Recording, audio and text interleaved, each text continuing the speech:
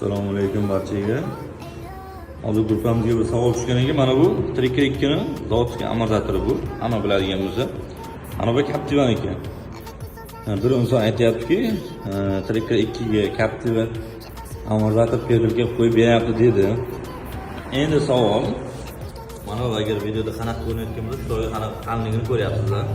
Mana bu farqini sezdingizlar, qanaqa juda qalin, buni qanaqa ingichka. Captivaning ham gavdasi ham katta, ham qalin.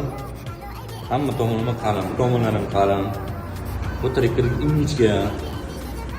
Endi mana video uchiga e'tibor beradigan bo'lsak, bunda 9 tushunadi, bunda 10 tushga bo'ladi. Endi misol uchun Captiva pedalga qo'yib berdik degan ekan. Qaysi o'sha haydovchi Captiva pedalga qo'yib berdi deb mana bu shuni ko'rsatib bera olar ekan. Misol uchun